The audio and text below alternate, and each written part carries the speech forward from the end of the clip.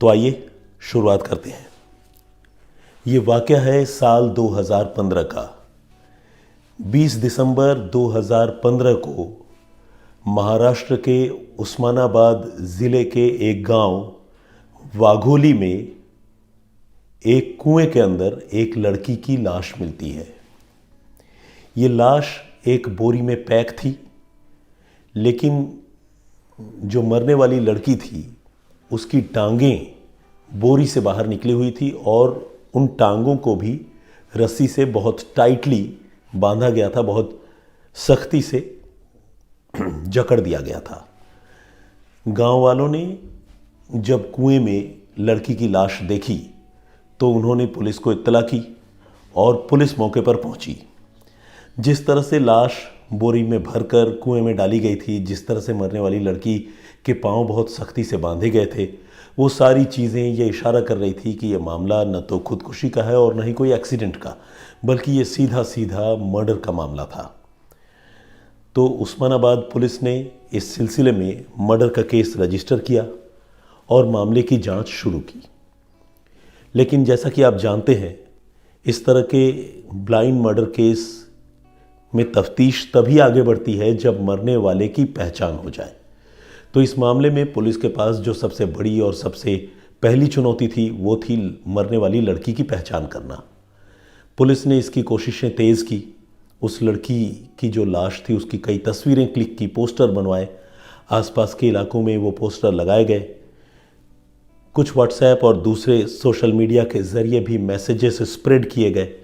ये जानने की कोशिश हुई कि मरने वाली लड़की कौन है, कहाँ की रहने वाली है। लेकिन पुलिस की तमाम कोशिशें बेकार चली गई।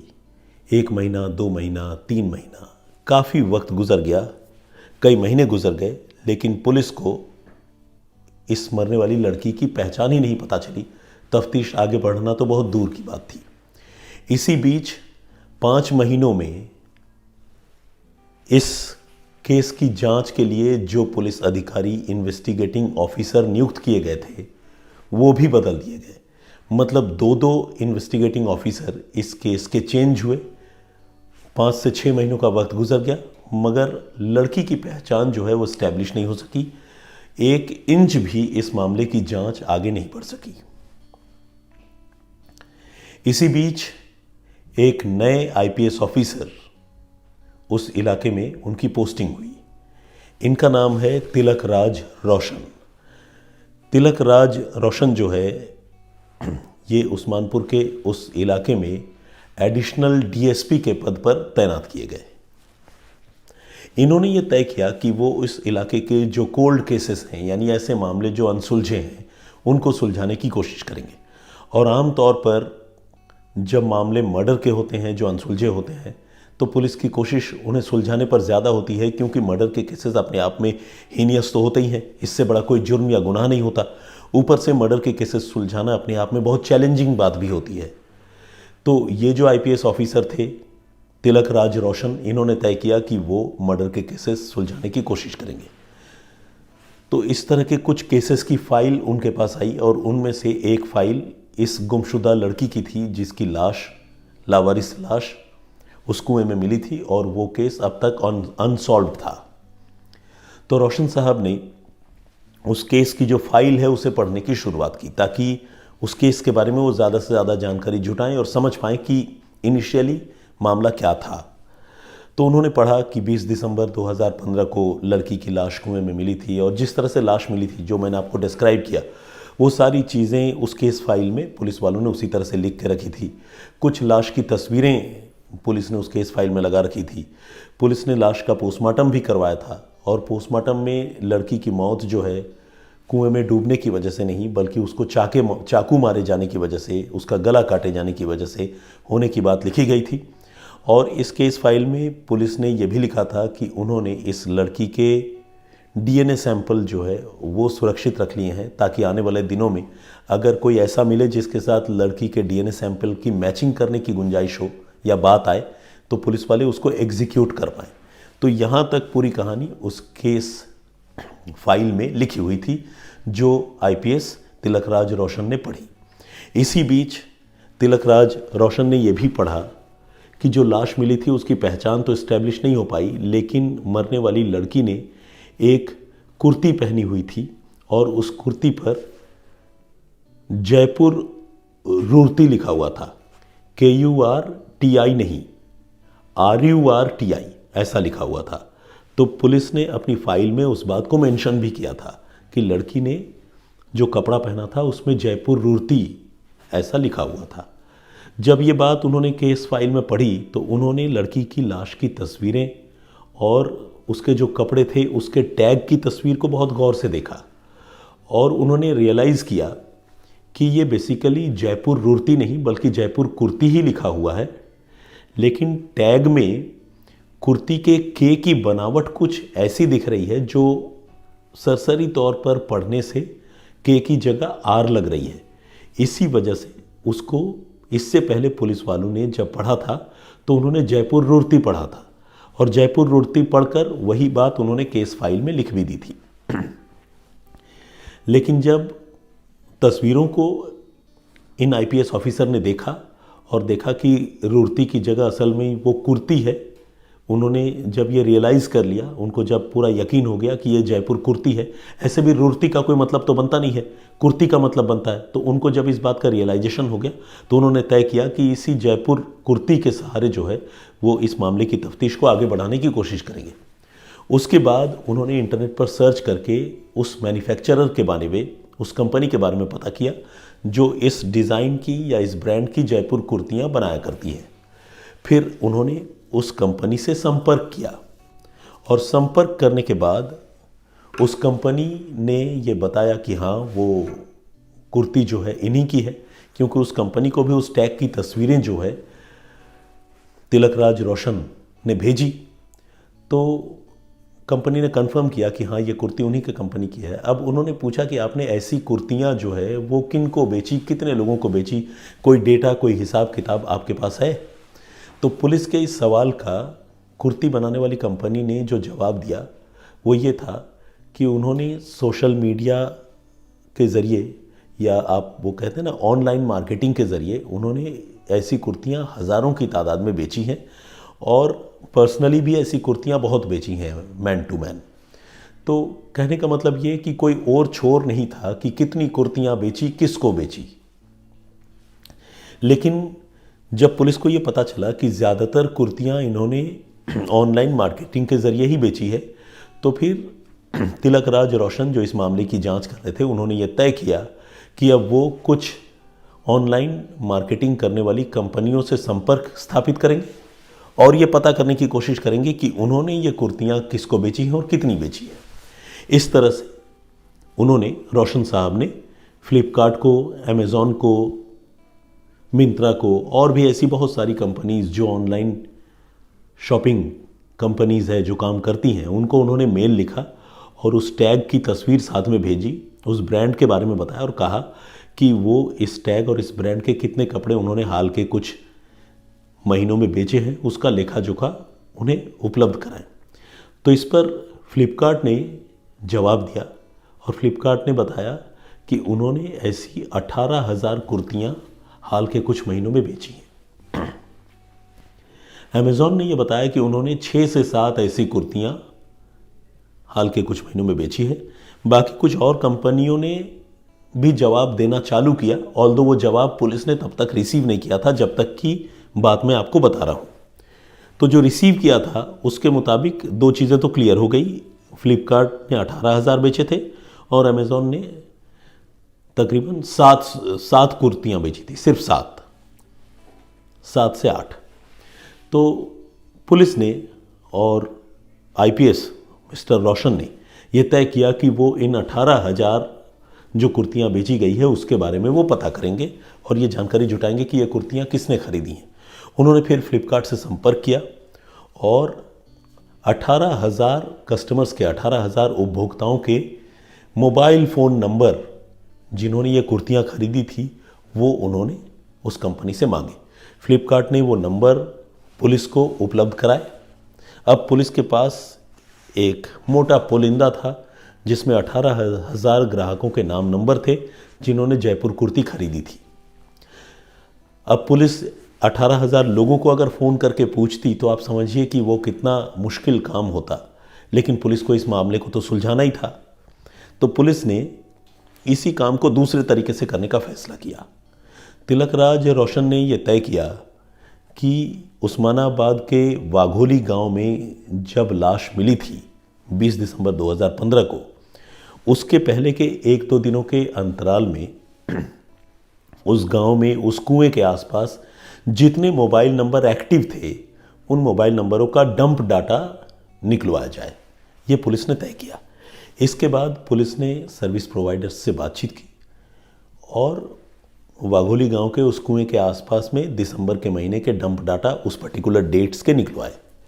और जब पर्टिकुलर डेट्स के डंप डाटा पुलिस ने निकलवाए तो पुलिस को एक पर्टिकुलर नंबर के बारे में पता चला, जो नंबर एक शख्स का था जिसका नाम था प्रकाश छापेकर।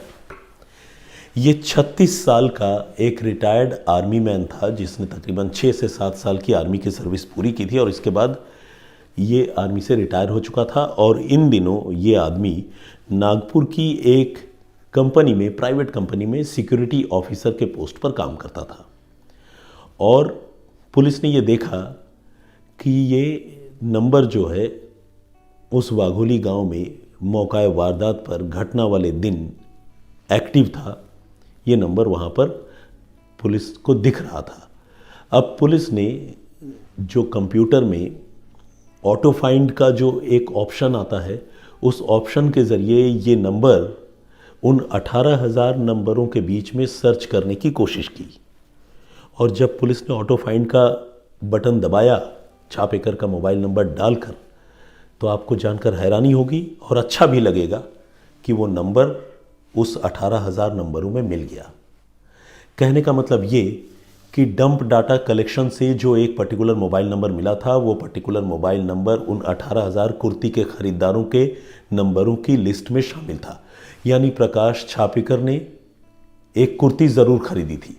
अब वो कुर्ती उसी लड़की की कुर्ती थी या नहीं, अभी इसका पता होना बाकी था। लेकिन ये पूरे हालात, ये पूरे सर्कमस्टांसेस ये इशारा कर रहे थे कि इस मर्डर में प्रकाश छापेकर का कोई ना कोई लेना देना ज़रूर है। बल्कि पुलिस को यह भी लग रहा था कि हो ना हो ये कातिल जो है वो प्रकाश छापेकर ही है, जो एक रिटायर्ड आर्मी मैन है। लेकिन इस आदमी को पकड़ने से पहले पुलिस को उस लड़की के बारे में भी पता करना था, क्योंकि लड़की की आइडेंटिटी अभी इस्टेब्लिश होनी बाकी थी और पुलिस को सबूत भी जुटाने थे। तो पुलिस ने नागपुर के कंपनी में काम करने वाले छापेकर से बात करने का फैसला किया और जयपुर कुर्ती के बारे में पूछा और उस लड़की की मौत के बारे में भी पूछा और कहा कि उसकी लाश भी मिली है, क्या आप उसको जानते हैं? तो छापेकर ने तमाम बातों से इनकार किया। छापेकर ने जयपुर कुर्ती की बात से भी इनकार किया और साथ ही किसी ऐसी लड़की को जानने की बात से भी इनकार किया जिसकी लाश उस्मानाबाद के वाघोली गांव के कुएं में मिली थी। कुल मिलाकर प्रकाश छापेकर ने सारी बातों को डिनाई कर दिया। चूंकि पुलिस के पास फिलहाल कोई बहुत ज़्यादा सबूत नहीं थे सिवाय इस चीज़ के कि उसने कुर्ती खरीदी थी और उसका नंबर उन 18,000 नंबरों की लिस्ट में मौजूद था जिनको फ्लिपकार्ट ने कुर्ती बेची थी, और पुलिस के पास ऐसा कोई सबूत नहीं था कि पुलिस प्रकाश छापेकर को गिरफ्तार कर पाती। तो पुलिस ने तय किया कि अब वो दूसरे तरीके से इस मामले में आगे बढ़ेगी। पुलिस ने जो डंप डाटा कलेक्ट किया था, पुलिस ने उन डंप डाटा के एनालिसिस से कुछ एक और नंबरों का पता लगाया जिसमें एक लड़की कंचन परदेसी का नंबर भी पुलिस को मिला जिसकी उम्र 26 साल की थी। पुलिस को यह लगने लगा कि कहीं ऐसा ना हो कि वो जो लड़की जिसकी लाश मिली थी, जिसकी तस्वीरें उसके पास मौजूद है, जिसे प्रकाश छापेकर पहचानने से इनकार कर रहा है, कहीं वो लड़की यही कंचन परदेसी तो नहीं है। पुलिस को अब यह लगने लगा। लेकिन छापेकर तो इनकार ही कर रहा था, तो उससे पूछने का फ़ायदा नहीं था। तो पुलिस ने तय किया कि अब वो कंचन परदेसी के घर वालों से मिलेगी और पता करेगी कि उनकी बेटी कहाँ है। इसके बाद उस्मानाबाद की पुलिस जो है पुणे पहुंची जहां कंचन परदेसी का घर है। अब कंचन परदेसी के घर पहुंचते ही पुलिस का जो शक है वो बिल्कुल सही पाया गया, सही निकला। कंचन परदेसी जो है वो 2015 से ही गायब थी जुलाई के महीने से। कंचन के घर वालों ने इस बात को कंफर्म किया और कहा कि वो एक कंपनी में काम करती थी और वो 2015 जुलाई के महीने से गायब है, और हमने अपनी बेटी को ढूंढवाने के लिए पुणे के लोकल पुलिस स्टेशन में रिपोर्ट भी लिखवाई है, लेकिन हमें अपनी बेटी के बारे में कोई जानकारी नहीं मिली है। हम बहुत वरीड हैं, बहुत परेशान हैं। पुलिस ने फिर उनको उस लाश की तस्वीरें दिखाई और पूछा कि क्या ये तस्वीरें आपकी बेटी कंचन की है, क्योंकि हमें एक 26 साल की लड़की की लाश कुएं से मिली थी और उसकी ये तस्वीरें हैं। तो तस्वीरें देखते ही घर वाले जो है वो फूट फूट कर रोने लगे और उन्होंने पहचान लिया कि हाँ, ये तस्वीर उनकी बेटी कंचन की ही है। तो ये एक इनिशियल कंफर्मेशन हो गया कि वो लाश कंचन की ही थी।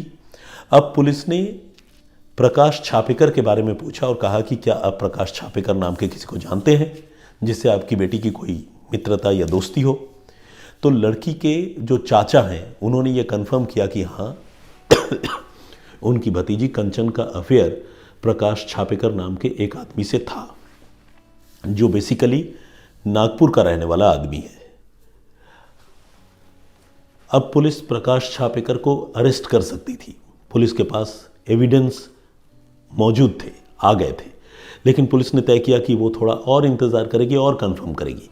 पुलिस ने घर वालों के खून के नमूने लिए डीएनए सैंपल की जांच के लिए। उस लड़की की लाश जो कुएं से बरामद हुई थी उसके डीएनए सैंपल ऑलरेडी पुलिस के पास मौजूद थे, जैसा कि मैं आपको पहले बता चुका हूँ। पुलिस ने दोनों सैंपल फॉरेंसिक साइंस लेबोरेटरीज़ में भिजवाए और लेबोरेटरी ने अपनी जांच रिपोर्ट में ये कंफर्म कर दिया कि वो लाश जो मिली थी कुएं से वो इसी परिवार की बेटी की है, यानी कंचन परदेसी की ही लाश है। और घर वाले ये बता रहे थे कि कंचन परदेसी प्रकाश छापेकर को जानती थी और प्रकाश छापेकर से उसके रिश्ते थे। अब पुलिस ने प्रकाश छापेकर के बारे में और जानकारी जुटाने की शुरुआत की तो ये पता चला कि ये जो कंचन है ये 2010 में पुणे की एक कंपनी में काम करती थी, और जिस कंपनी में ये लड़की काम करती थी उस कंपनी के उस पर्टिकुलर यूनिट का बॉस प्रकाश छापेकर हुआ करता था। और उन्हीं दिनों यानी 2010 में ही कंचन और प्रकाश एक दूसरे के करीब आ गए थे और दोनों में प्यार मोहब्बत की शुरुआत हो गई थी। हालांकि ये सब कुछ तब था जब प्रकाश पहले से शादीशुदा था और उसे 3 बच्चे भी थे। प्रकाश की बीवी का नाम प्रतिभा है। प्रतिभा 28 साल की है और प्रकाश की उम्र के बारे में मैंने आपको बता ही दिया था, वो 36 साल का है और इनको 3 बच्चे भी हैं। इसके बावजूद ये शादीशुदा रिटायर्ड आर्मी मैन जो एक कंपनी में काम कर रहा था, सिक्योरिटी ऑफिसर था इन दिनों नागपुर में, उस आदमी ने इस लड़की के साथ रिलेशनशिप रखा और लिव इन में रहने लगा। अब कहते हैं ना, इश्क और मुश्क छुपाए नहीं छुपती है। तो प्रकाश के घर वालों को भी इसके बारे में देर सवेर जानकारी हो गई कि उसका कंचन नाम की एक लड़की से अफेयर है। इसके बाद परिवार में तनाव, लड़ाई झगड़े ये सब भी शुरू हुआ। 2014 में एक बार कंचन ने इन्हीं तकलीफ़ों से, लड़ाई झगड़ों से तंग आकर जहर पीकर खुदकुशी करने की कोशिश की थी।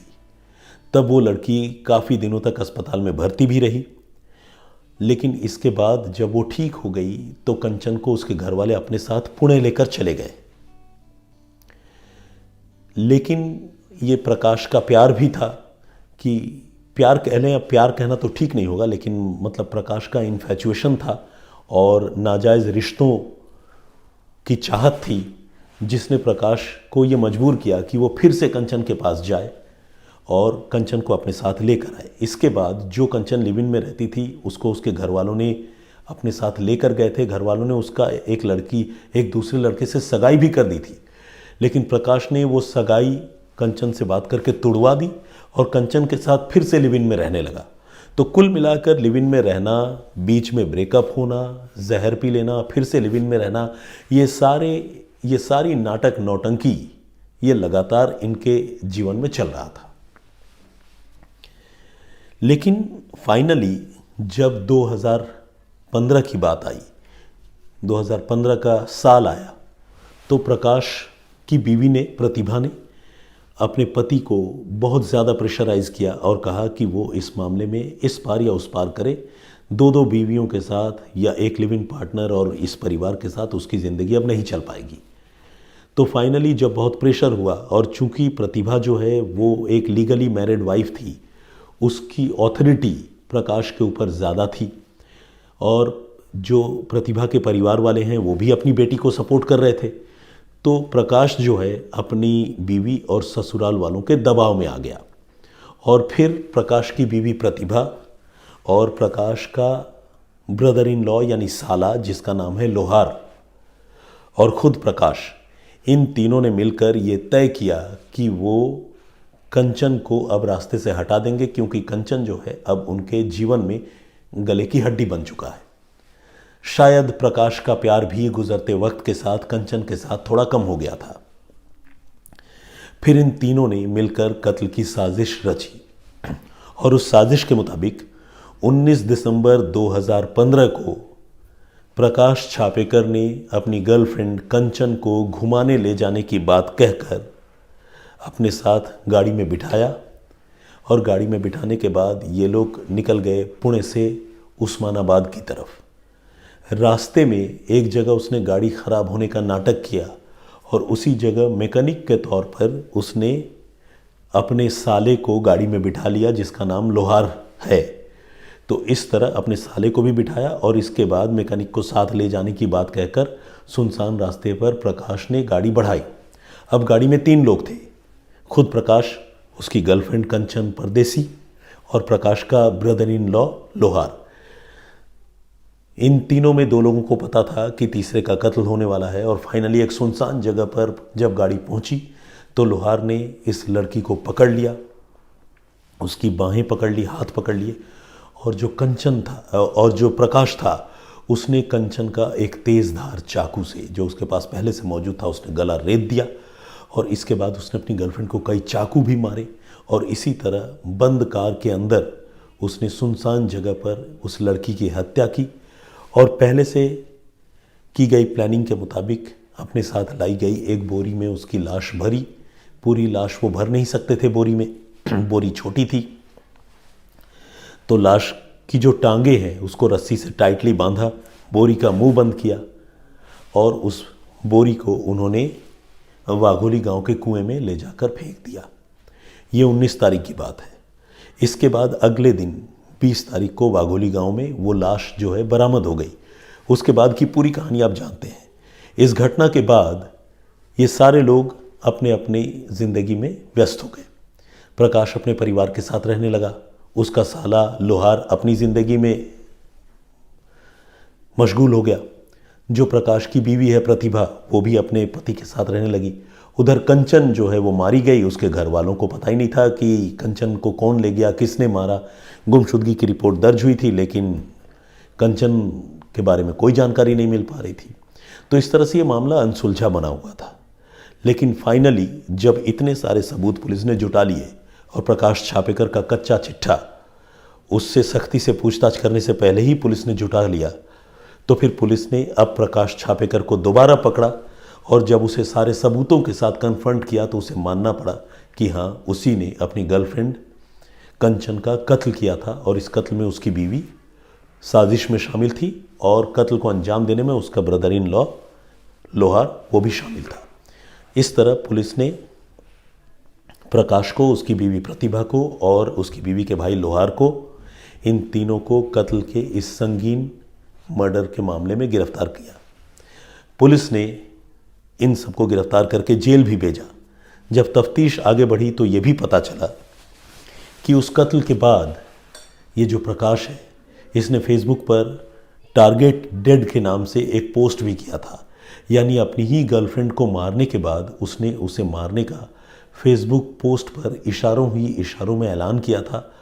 और इसे ऐलान के साथ साथ आप एक कातिल का कत्ल करने के बाद मनाया गया जश्न भी मान सकते हैं।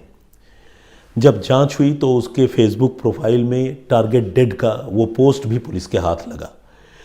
पुलिस ने और छानबीन की तो पुलिस को ये भी पता चला कि इस कत्ल को अंजाम देने के बाद प्रकाश ने अपनी कार एक मैकेनिक को बेचने की भी कोशिश की थी और तब मैकेनिक ने उस कार में ढेर सारे खून के धब्बे देखे थे और उसने प्रकाश से ये पूछा था कि ये खून के धब्बे तुम्हारी कार में कैसे आए। वो कार खरीदने को तैयार नहीं हुआ तो प्रकाश ने ये बताया कि वो अपनी बीवी के साथ किसी जगह पर ट्रैवल कर रहा था और डकैतों ने हमला करके उसकी बीवी को लहूलुहान कर दिया था और ये खून के धब्बे उसकी बीवी के हैं।